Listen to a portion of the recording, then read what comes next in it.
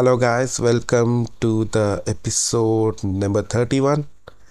Hope you had amazing weekend. On this show, we have a interesting person. She is Roshni Patra. Roshni Patra is from Mumbai. She is so amazing that she is a gold medalist. Not just that, she is pursuing her psychology from the India's most prestigious private university, that is Ashoka University, and there is much more about her. She is a singer, composer, and also a voice artist. Without much delay, let's welcome Roshni on the show. Roshni, welcome to Suman versus Human. Thank you so much. That was such a polite introduction of mine. So, Roshni, I'm super interested about parasailing. Please let us know what actually is para swimming about. Para swimming is okay, swimming for the disabled. So there's the Paralympic Committee of India, under which most of the major sports that are like identified under the Olympic Committee are also identified under the Paralympic Committee, Mhm. and swimming is one such sport. So here we have like 14 different categories in India, Mhm. ranging from how severe is your disability. There are like a few people on wheelchairs, some might have a hand loss, a single hand loss, or like there are people with cerebral palsy, and even vision impairment has it's a spectrum, right? Yeah. So there are 14 different such different categories under Mhm. which um, we the swimmers are classified, and we have state level events and even sometimes district events, national events going on every year. And this particular sport, like the para swimming, is classified under the Paralympic Committee of India, and we have players going for Asian Para Games and Paralympics as well. So, this is same like conventional swimming, right? Yeah, just for the disabled. You are a national level champion. Right. Fantastic. And swimming needs a lot of vision required because you should know where actually you're heading to. So, how do you Huh, manage that's that, true. Roshni? Okay, so first of all, when I started swimming, I was extremely afraid of water. I never did swimming in school. Like I missed kind of 10 to 12 years of swimming in school. I mean, yeah. So if I would have started by then I would have been somewhere better than a national level swimmer also maybe. But I started quite late, like just for the sake of fitness, because I used to be at home studying, singing, or like Hmm. playing chess. So I just needed some kind of physical activity, and that's the reason I started off with swimming. And then initially I had a little bit of vision to understand like where I'm heading towards. Like not much, but I could see there's a wall and right in front of me, so I need to stop. So I could Oh. understand a little, but then now there is a deterioration in my vision. So now I cannot see anything. I simply use like totally black opaque goggles as well. Oh. Hmm. I mean that's what my category demands, Hmm. the totally blind swimming category. So yeah. Um, so now how I swim is like during events you have lane on both side of yours, like two Hmm. ropes tied, and you need to swim between the lanes. So that's not an issue ki like you'll go somewhere else or whatever. You'll just simply swim in a straight line. Yeah. But while practicing, like my swimming pool where I swim, they do not have such lanes for regular students. So we need to swim towards the corner of the pool, touching the wall and like with our finger while we are swimming, so that we like get an idea ki, like okay, we're going straight or whatever. So and at times that does hurt our hand, like fingers and elbows sometimes, because there are like ladders and Yes. broken wall pieces around here Yes. and there. Yes. So that may be a problem at the initial stage, but then now I like it doesn't really matter to me. So that is how we swim. Other than that, when I started off swimming, I used to swim like in the middle of the pool itself, and like we had coaches and my parents shouting here, then Roshni left, Roshni right, and Hmm. it was like really fun. And we were three students with blindness swimming in the same pool, so it was like a mess for them also and for us as well. I had a very bad experiences swimming in the pool. Oh, Actually, I had situations where I banged my head onto the pool's end wall. oh yeah, that's again a very common thing for us. Yeah, Yes. like every round we take, we mostly bang our head. What made you to choose swimming? There are many other activities, Yeah, right? Sports activities. Why specifically there swimming? are. Um, I don't know because there used to be this teacher, Mrinal ma'am. She used to visit our place from the National Association for the Blind. Hmm. Now she's currently working with Snehankit Helpline. So she was the one who was like, okay, you sit at home, you study and stuff, so you should have some physical activity. And just then, another friend of mine had started swimming like a few months back Hmm. before I started.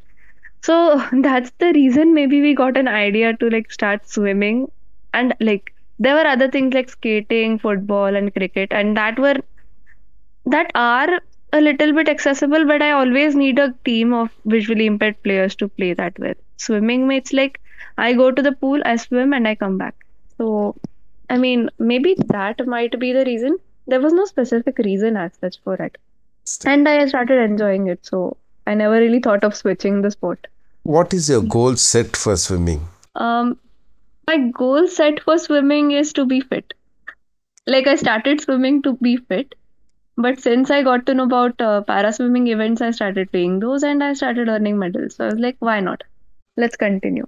And I enjoyed it. And also, like, such events lead to like a lot of socializing, making new friends, getting to know people from, diverse range of backgrounds. So, I mean, that's another opportunity. But my goal for swimming is like to become fit, to Great. swim and become fit. Roshni, tell me what are the key challenges you have gone through during your national level competition? Because I heard many things from many people that uh, national sports are not that going good with people with disabilities. Is that really true? Well, if I say that it's not true just for the sake of it, it would be unfair. So, yes, this is absolutely true. So, I represent my state, Maharashtra, and I mean, everybody knows, and like the Maharashtra players, very well know, we're not really well funded by the government. Hmm. While when you look at other states, like Odisha, Haryana, and the smallest of the states, Hmm. they provide an appropriate amount of fund for their players, and that is the reason they get to develop on their sport. Because if we are always going to be worried about the funds, when are we going to even practice and prepare? There are like hundreds of other things we need to focus on to Yes. earn our living. Yes. Just swimming won't help me, get food for like twice a day. So Yes. funds is one main issue, and another issue is finding trainers. Like the major issue is finding trainers. Mm-hmm. Some people are like very lucky, they find trainers easily. But then people like us, we have been swimming for 6 years now, and still it's like an extremely difficult task to find a trainer. Somebody comes, teaches for 5 days, goes away. Hmm. So that's what keeps happening with us. So like But why finding a trainer is is why is it like yeah. that? So trainers basically say like they're visually impaired, and like for us, we need somebody to like hold our hands and tell us the movement and how it is done, like teach the stroke and everything.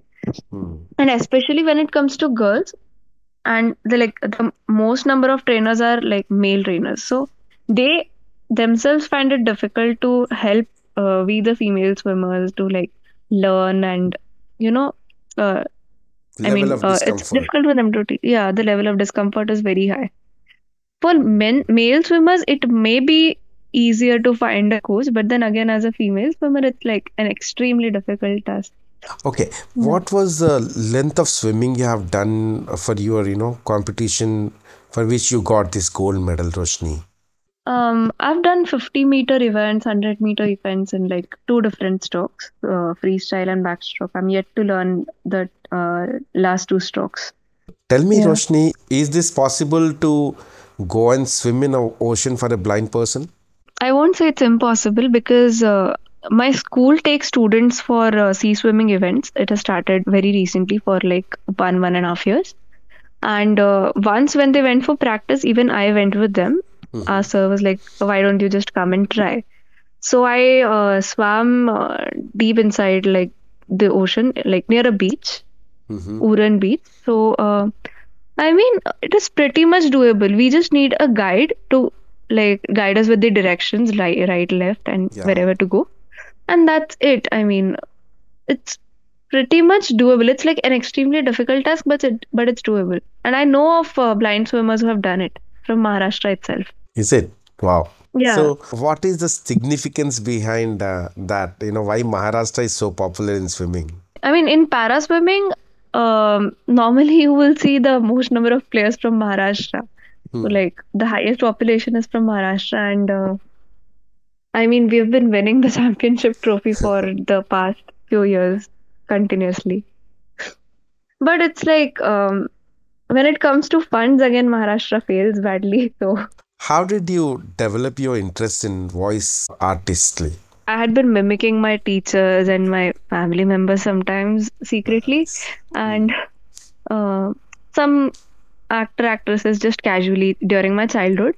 I never knew it was like something called as voice acting or anything. But a friend of mine, a very good friend of mine, introduced me to something called as like, I mean, introduced me to the term called voice acting. And she was like, there is this voice artist called Sonal Kaushal who has dubbed for Doraemon. Hmm. Why don't you go and watch her videos? And around the same time, Sonal ma'am had an online session at my school, like an online webinar. Oh, okay. So, yeah, 1 hour webinar. So she came and she interacted with students. I did not interact. Hmm. I was extremely shy. That was in 2021. Hmm. Hmm. So after the session, I was like, okay, I guess this is what I'm interested in and I need to try. So, I mean, that is when I started. I mean, in 2022, I started sending out emails to Sonal ma'am. I sent her a lot of emails. But like, again, they get a lot of emails. It may not be Yes, possible yes. for them to like check and keep an eye on everything. So, again, last year, October, I saw a reel on Instagram, her reel, Hmm. wherein she announced that she would be taking voice acting classes online. I was Hmm. like, okay, Hmm. let's join it. And I joined in, and there were like hardly 22 students. And like, it was a very interactive session. We like interacted, we talked, we learned as well. And recently in December, I met her in India Voice Fest. Hmm. So, like looking at her work, I guess I got inspired to at least start voice acting. So, like, I have been creating content on social media on Instagram. I haven't gained any kind of popularity. That's another part of the story. Hmm. But Hmm. like, I've been trying. So, I guess that is what got me interested, and I can modulate my voice well, is what I feel, and like a lot of people told me. I would love if you Yeah. can show us something. Okay. So, through this podcast, I would first of all like to thank Sonal ma'am for getting me interested in voice acting. Wow. Yeah. And So, very recently, on the 31st, like we had an online event called Mhm. Voice Hunt. I mean, I organized the event mainly for students with and like artists with vision impairment. But gradually, we opened it for everybody. So it was like a competition, a voice acting competition with like 5 categories, and we had 3, 4 judges. I was also judging one of the categories. Hmm. So, and even Sonal Kaushal ma'am joined in as a guest. Like it was very great of her to join us on 31st, wherein most of the people go party outside Yes, and yes, stuff. yes, yes, yes. So, yeah. So that event was also a successful one, and we like aim to organize many such events in the future. Excellent. Can you imitate any actor or actresses? Have you heard of Manjulika from Bhool Bhulaiya, the Yes, movie? yes.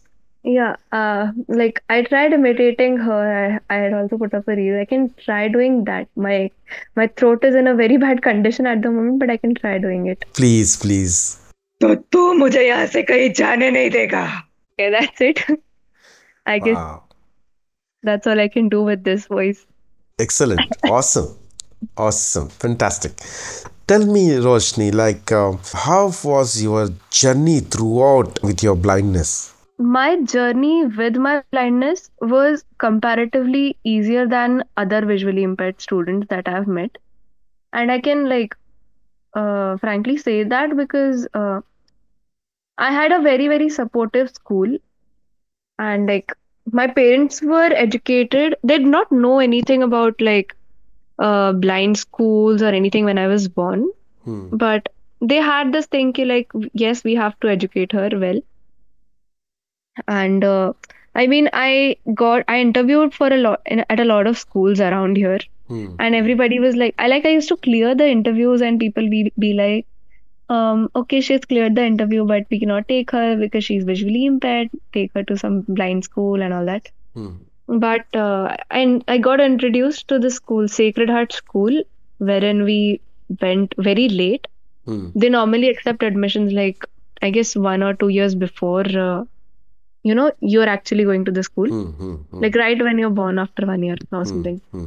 So the CEO of that school, Mr. Alvin Anthony, he was the one who accepted me in the school, and like I was treated as equally as like other students. No special treatment and no like bad quality treatment from teachers or Basically, friends, no students. sympathy. Yeah, no sympathy at all. It was Yeah. like a very normative experience for me. Hmm. And even like the biggest challenge is like finding scribes for visually impaired students. I never had to face the problem, not even during my boards. So Hmm. like teachers, like primary section teachers used to write papers for me when I was in secondary. And I also gave my grade 12 boards on laptop, CBSE board. So my school was quite supportive in that matter as well. I mean, talking to CBSE people and getting permission, that was also a very tedious process. So I got a very supportive school. And moreover, I got extremely supportive parents who were like always ready to run behind me wherever I go. Because like my schedule before lockdown would always be like 7 to 1:10. I used to have school. So I used to leave home by 6 a.m.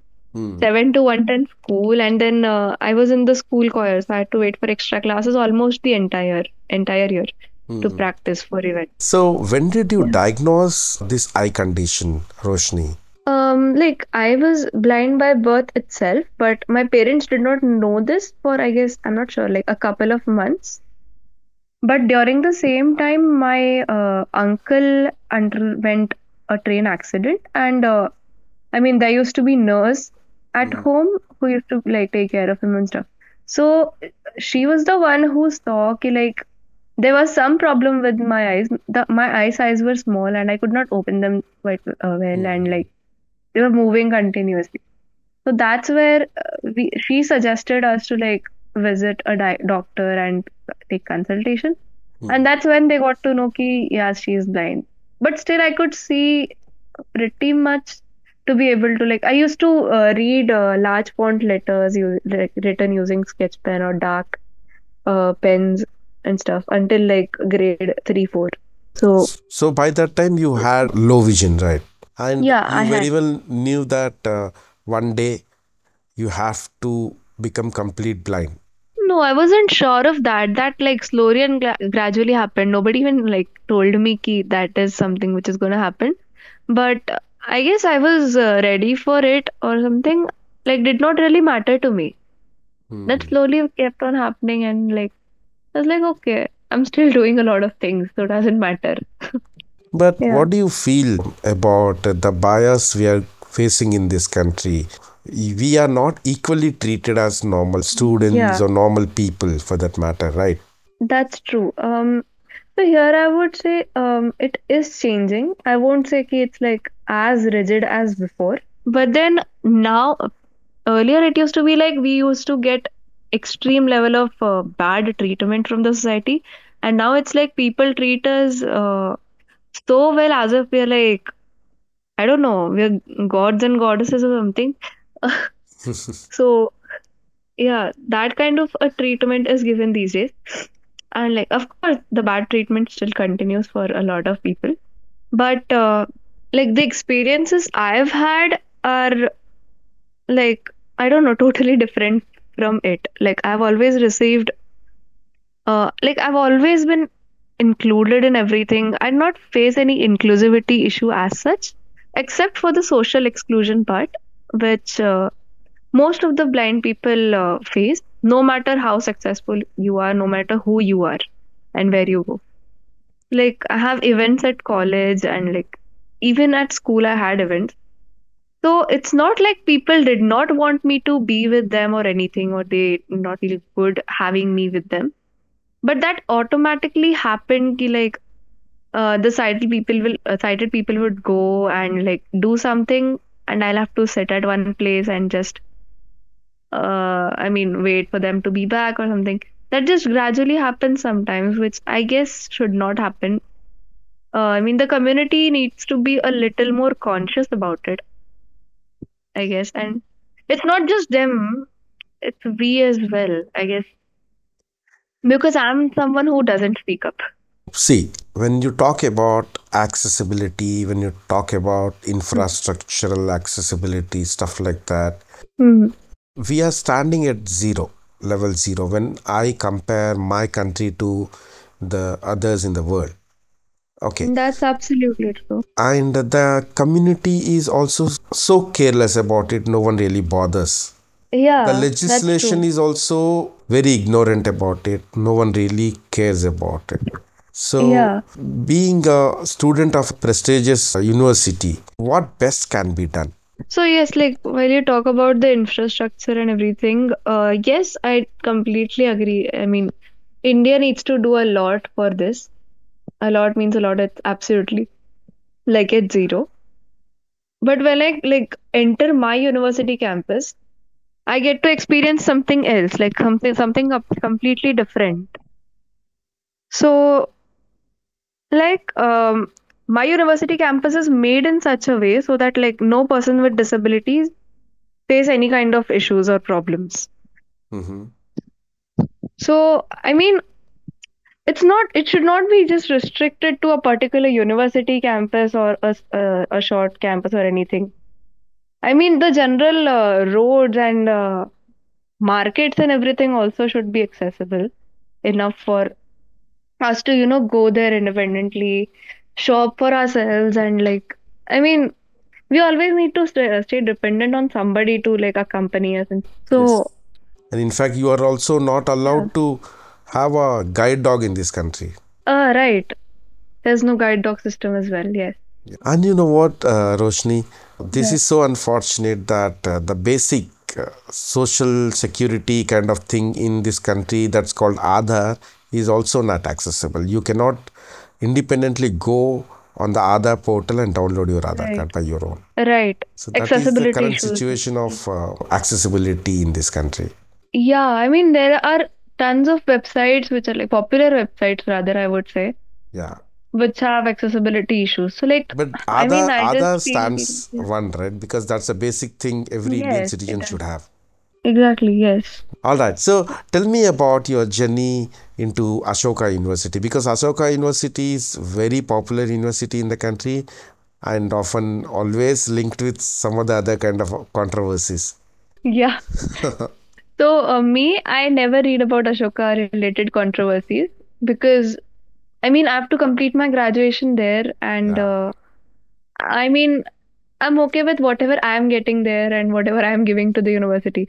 So I keep myself restricted to that part of Ashoka. But my journey to Ashoka was pretty interesting. Until grade 12th, I did not even know what Ashoka University was. Again, I never read news and stuff. Hmm. So if no controversies, you won't know anything in India. Is what I Yeah. feel. Yeah. Yeah. So in grade 12th, my school had this college mentorship program in collaboration with another organization called Career Sarthi. Hmm. So we had a common session wherein they talked about a lot of universities in India, abroad, and everything. So and that's when I heard about Ashoka, and I was like, okay, I'll go there for some summer semester or something. Sounds like a very prestigious university. Not my cup of coffee. Hmm. And again, I don't use cup of tea because You I don't don't like like tea. tea. Yeah. Same So here. I simply, yeah, I simply prefer saying not my cup of coffee Yeah. because it's like an extremely expensive university, and I'm a humble middle class girl. Hmm. So I was like, okay, we'll do some summer semester someday if we get an opportunity. Then, like a part of the same mentorship program was one-on-one consultation with the founder of that organization, Career Hmm. Sarathi, Hmm. wherein she suggested us universities and colleges to apply and everything according to our interest. So that is where we discussed about a lot of colleges in US, UK, Canada, and everything. And I was like, no, I want to be in India. I don't want to Hmm. go there because like they do provide scholarships, but again, scholarship is not the only thing we need. I Hmm. mean, Hmm. when you go there, there are like thousands of expenses that come Yeah. along. Yeah. So I was like, I wish to stay in India. So that is when we thought of Ashoka, and I got to know that Ashoka provides even 100% financial aid to students. Hmm. I was like, okay, yeah, like it's need based, completely need based. Okay. So I was like, okay, why not try? Hmm. So that's when I started applying. Like it has a very beautiful big form which we need to fill, Hmm. application form. Hmm. So we started applying for it. And when I was in the mid of it, I informed my family ki, okay, I'm applying to Ashoka University Hmm. and it's in Delhi. So like they were a bit surprised ki, I mean, what is this girl doing? Because they know So that it is going yeah. to be a big bomb to pay the fees. Yeah, because I never stayed away from home, like always here. I could do most of the things by myself, but Hmm. then again there are a few things for which like any child would always depend on their parents, Yeah. not just like a child with disability or Hmm. Hmm. anything. Hmm. So then again I had to start learning a few things for which like I used to always depend on my mom and like so that is when I started developing myself a little because the academic part was okay. I was like an above average student. I was like, I may be able to do it. Hmm. So I started working on myself, my overall self. And I mean, yes, I got into Ashoka University. We had an interview, we had an exam, and like it's not like I just applied to Ashoka because Ashoka's results came out in June or July, something. Okay. Yeah. So like I applied to a few colleges in Mumbai University also, the top ones, and I Hmm. also got into Saint Xavier's College, Mumbai. Hmm. Hmm. Hmm. So I call myself a 4 day ex Xavier, right? Because I Hmm. went there for 4 days, and then I got Ashoka decision that I'm like, I mean, I got my offer letter. Fantastic. Tell me, Roshni, how about your singing? You have recently released Yeah. the original, right? Yes, I did. It's called like Shehmat. Yeah. So I mean, Shehmat congratulations. means, yeah, thank you so much. Like Shehmat actually means checkmate. Most of the people don't know about it, and I was actually surprised Hmm. because once I released, there were people asking me what is Shehmat Hmm. because people read it as Shehmat, Hmm. and Yeah. Shehmat is no word in Hindi. Yes. So Shehmat is actually checkmate, and the song is like a blend of love and chess. So it means like out of the eight pawns or soldiers on the chessboard, Hmm. you have you got promoted, you became the queen, and you have checkmated my heart. Yeah. So Yeah. Yeah. that's what the song means. And other than that, my music journey, I started learning Hindustani classical professionally when I was 7. Hmm. Before that, I used to sing at home casually here and there. And I learned Hindustani classical for almost 8 years, I guess. Okay. But like now I've taken a break since the lockdown. Hmm. Like now it's like I keep making song covers, mostly Bollywood, and like I keep uploading those on YouTube and Instagram, and like I'm actually trying to become a content creator. So Nice, I nice, keep doing nice. that. And there are like a couple specific artists, actors whom I need to work with, like some dream projects, you know. Uh, so yeah, like I'm just waiting. Someday I'll get to reach out to them and I'll do projects with them. Yeah, Soon I may also approach you to sing one of my originals. I would love to. I have this question coming up for you, and this is a question which I ask to all my guests coming on Suman versus Suman, and certainly they would never have any option to say no, you have to answer this. Yeah, I know the question as well, but still, you could ask Yeah. it. So imagine that you have all the superpowers in your hand, okay, to Yeah. change something in this country. So what that is going to be? Well, I would want the word exclusion to disappear from the dictionary. Hmm. Yeah, and even the thought of it to just disappear from, I mean, the minds of people across the world. I mean, Interesting. that's what I would want. Fantastic. Inclusion would automatically come in. I wish your wish comes true. Yeah, thank you so much. It was great talking to you, Roshni. Thank you so much for this opportunity to host you on Suman versus Human. Thank you so much for having me here. Thank you.